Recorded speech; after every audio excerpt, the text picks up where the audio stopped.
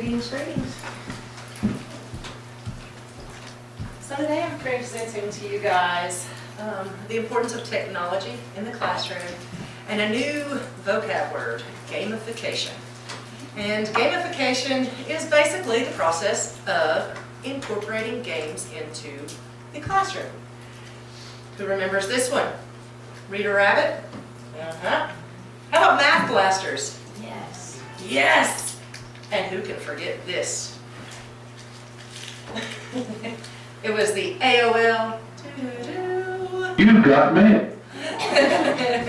So that was our introduction into technology in our own personal lives and in schools. The Oregon Trail was one of the biggest ones that I remember, if that ages me. And some of you might remember, there's the Knowledge Adventure, which is where the reading program comes from. And we were talking today about the typing ones. You guys remember green screen typing? So technology, that was just 86. You know, it really wasn't that long ago. And so we, as a staff, need to say, what can we do to incorporate technology in the near future? It definitely has an impact.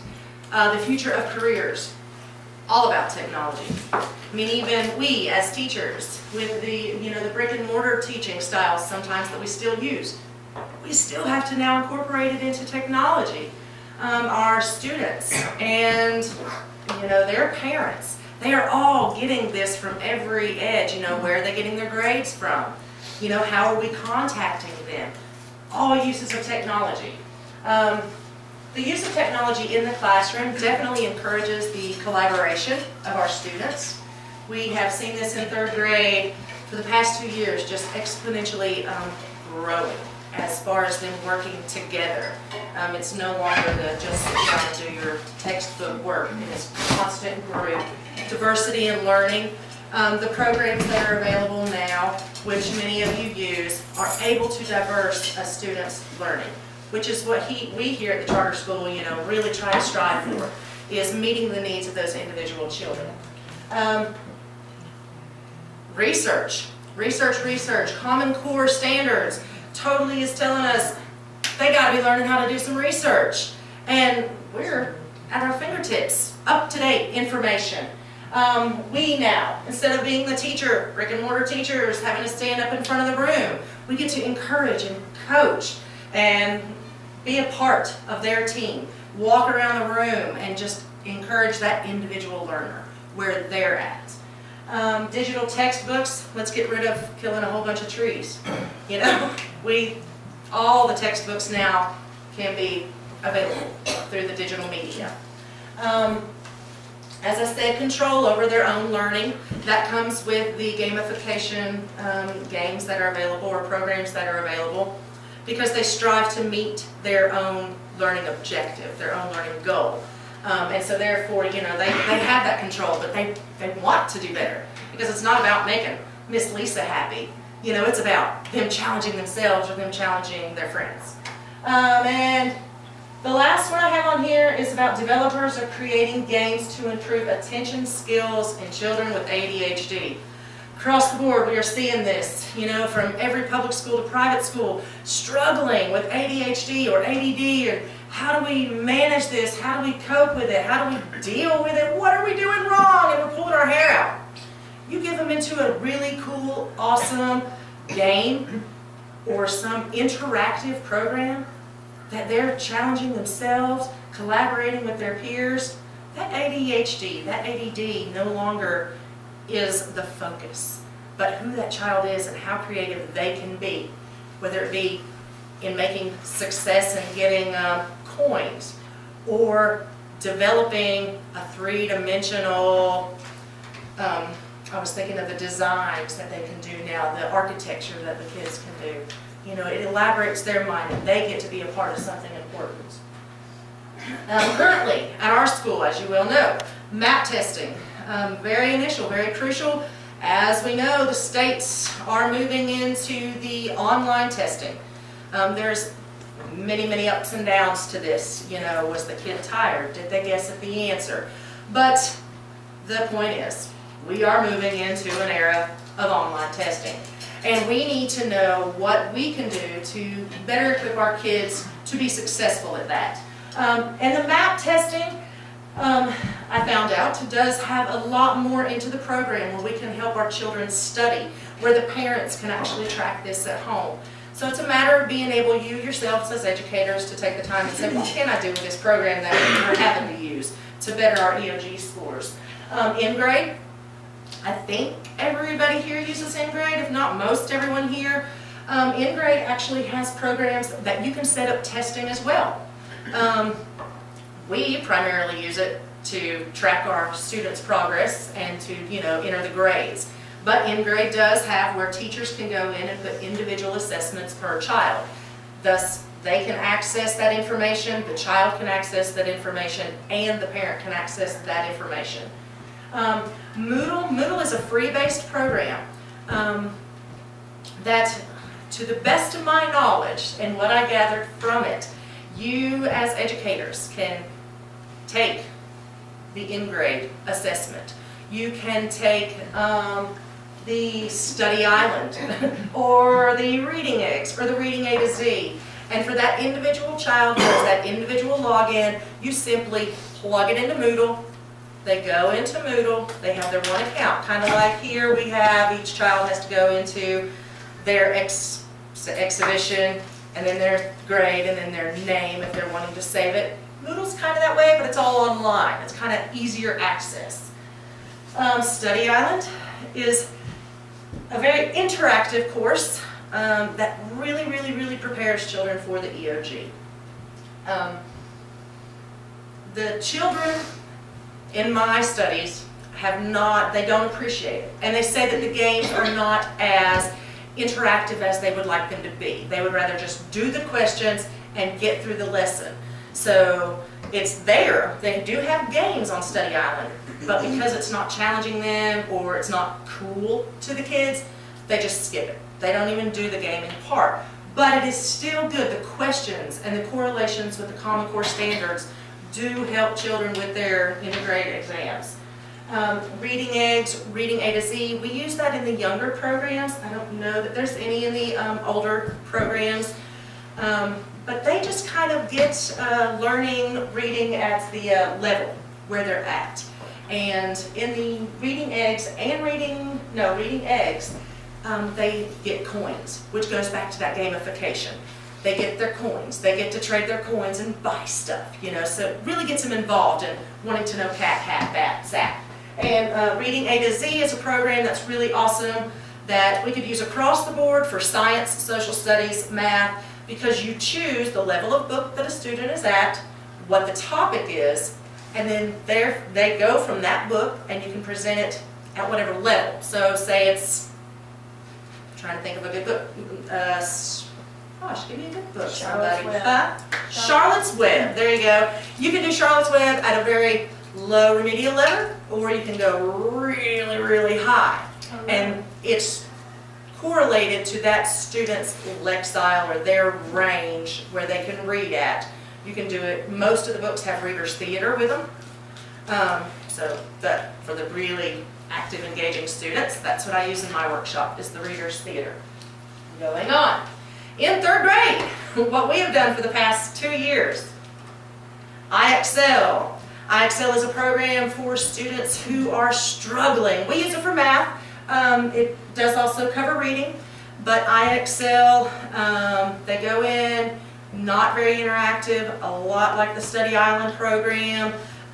There's not many games. They just go in, answer questions. If they finish a skill level, they get a cool little prize, and they get like a puzzle piece. But the questions are just really correlated to what they will see on the EOG. So for those that are needing some remediation to get up to the EOG skills, iExcel has been perfect for our third grade students. Kahoot. Kahoot is something that my high school son a couple years ago showed me. It is a program that you can go on, and actually if your children, students, if they have access to their own email, they go to this site, Kahoot, and you can search thousands of databases on any quiz that you want. pop culture to science to math. We did fractions, and it's just anything. We studied countries. So a lot of my kids were like, oh, let's do one on Nepal. Let's do one on China.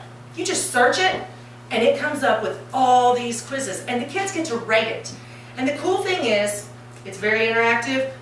It's really, really loud, but really, really fun.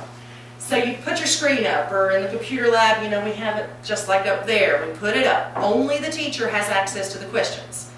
So they put it up, project it, the question comes up. On the student's screen are these rectangles, red, yellow, blue, missing a color, and green, red, yellow, blue, green, but they don't have the answer. So they have to look on the board, and in the middle school classroom, because I only have a laptop, they all run over to my computer, they look at the question, and then they go as fast as they can back to hit the correct one. Was it red, yellow, blue, or green? And so time is a part of it, but being active is a part of it. And when we were doing, it was the States, we had 2 children were so interested in Kahoot that they used their own email accounts, went in, made their own personality, and or public forum, if you will, and they made the questions for their country, and they quizzed the rest of the class.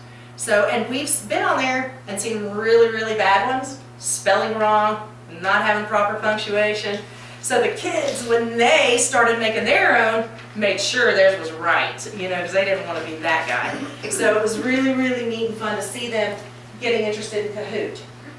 Sundog has been our biggest seller amongst the kids. They are on that thing anytime there's free time. They want Sundog. They're doing Sundog at home. And what makes Sundog different than Study Island, IXL, or even Kahoot is that Sundog gives them their own awesome, amazing avatar. They get to make their own name. As soon as they finish the first diagnostic test, they get their own pet. They buy their clothes. The really awesome thing from a teacher's perspective is that we can go in, set up any quiz we want. For instance, it's fractions this week. Before they can go in and do any of those awesome, cool, fun games, they have to take the quiz. That shows us where they're at so that we can then take that information back into the classroom where we do hands-on activities and use the workbook. But it shows us how to group our kids so that they can be more successful. Sundog does actually offer reading and writing, which we don't use. I would like to. It says it's pretty amazing. Writing, they write back and forth to each other, which is what I was going to get to with the math. In the math, they friend each other, and they compete with each other. And they can buy a gift for their friend, or their friend can buy a gift for them. They get their own house, which is really cool. The boys love the skateboards and the snowboards. The girls love the dress-up area. So they have this whole closet that they go to. Games, there's games called Junk Pile is the big one. Bubble Gum is another one. And these little games, so they answer these questions at the top. And the whole game is like cool, like the graphics on it are amazing. Answer the questions. For each question they get right, for instance, the game is Junk Pile. They take a car, a washing machine, a tire. They take this item and they set it down there, and it becomes their junkyard, and it'll topple.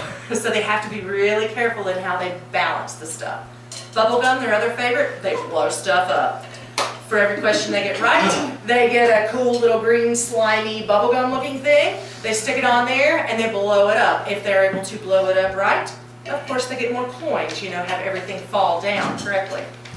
So every single level is a subset of a common core, which is also amazing. So it's not just, hey, this is algebra.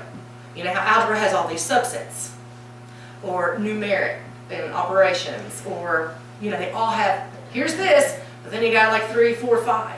Well, each subset has to be mastered. And that mastery is seen on our end of the deal. We can track on a beautiful graph where they're at, where they struggled in that subset. We can click on it and see an example of the problem they got wrong.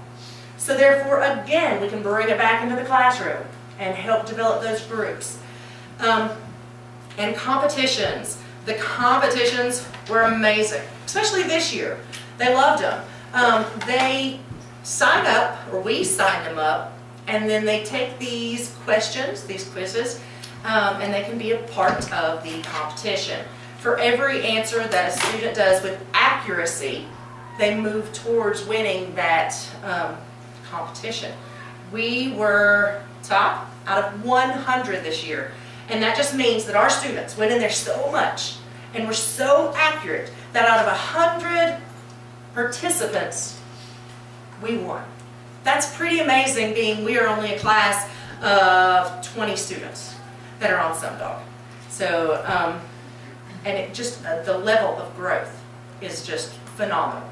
And these competitions, whether it be competitions with themselves or with their peers or with the world, regional, state, yes? Is it audio? Do you have to have the headphones with SumDog? Yeah. Some of them do it without it, like with the games, because it's all visual. You can do it without audio, but it's not as fun, because all the media, all the graphics are really awesome in it. Any other questions about that before we go on? Because I'm going to let you see what the kids said. Just take a look at it. I won't read them all. It's fun. I like the games. Let's see, where is Mr. Bex? Mr. Beck, do you guys see it before I do? Let's see. It's how I At the end learned of the second, algebra. third. Oh, there it is. It's how I learned algebra. I learned other stuff. Yeah. It's how I learned algebra. I learned other stuff, but my favorite part is learning new stuff. He was truly, truly stumped on this algebraic equation. And I'm talking variables, and it was in parentheses. He had to use the distributive property. And he was like, Miss Angie, you gotta lower me down, because I can't do this. Well, there's no way to lower them down. For every master that they have, it goes all the way up into 8th grade. They just keep going forward. We can't take them back. Now, if they start missing problems, it'll kind of put them back. But it forces them to be taught. It forces them to ask questions. And so with this guy and his algebra, he loved it. And then once he did a few problems, then he was just on a ball, and then he started getting into angles and congruent angles and doing the area of odd shapes, because he had that down. He was like, oh, I mastered this, I can do the next one. So lots of really good ones. I like Thomas's because he went on and on a bit. But Junk Pile is one of my favorite games, and Bubblegum. You guys know Thomas, right? All right. So, I like how on Junk Pile they have these different things that you pile at the end. My favorite one is this bunny that flips through the air. I like how it makes learning really, really, really fun, and it's my favorite math learning game on the computer. So, talk to the kids. If you're interested in it, they can give a way better description than I can. They told me about that, they're so excited. Yeah. And I think that it is the graphics and the audio. Totally like I think even better than Minecraft, if I could even say that, because the avatars, and they're so into avatars. But anyway, to finalize, gamification revolutionizes student learning and progress tracking. Through all of these programs that I mentioned today, you can track the progress of your children. You can give them independent studies. They can learn at different levels. We can help them with those hands-on, experiential learning activities by knowing exactly where they're at and not just putting them in a box. So, be a part of the future, guys. Thanks. Any questions? Any questions about any of it? Nope. All right. Thank you. Oh, I do have a question. hi. It's not about that.